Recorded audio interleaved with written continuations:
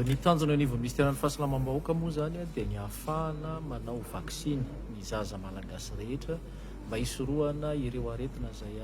azo sorohany amin'ny alalan'ny vaksiny. Zava-dehibe tokoa ity fanomezana ity androany mahakasika ny hoe fanomezana an'ireo vata fampangatsiahana mandeha amin'ny herin'ny masoandro, satria anisan'ny tanjon'ny ministera ny fahasalamam-bahoaka sy ny gouvernement ihany koa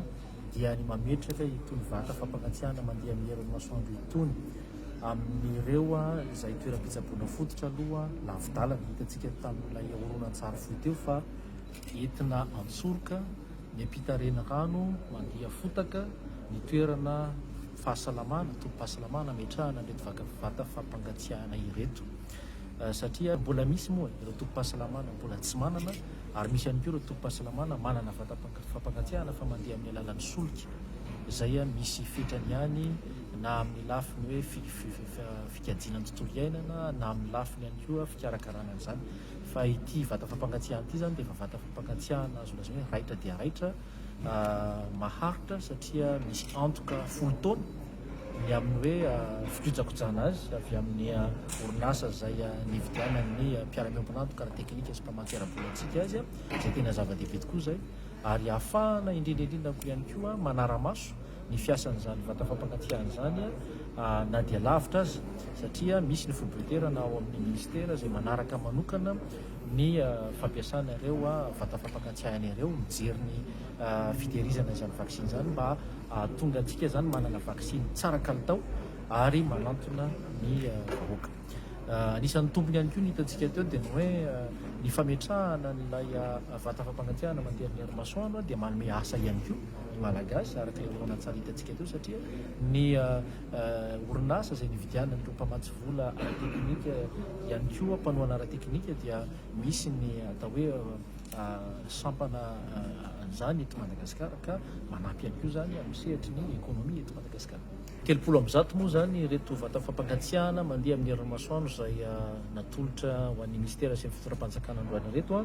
dia ny faritra Roatra Mangoro, ny faritra Analamanga, Bongolava, Itasy ary Vakinakaratra no hahazo an'ireo vata fampangatsiahana ireo amin'ity indray mandeha ity. Ny tanjona amin'ny fanaovana vaksiny zany dia farafaratsiny hoe 5.9 isan-jato amin'ny zaza malagasy dia vita vaksiny avokoa.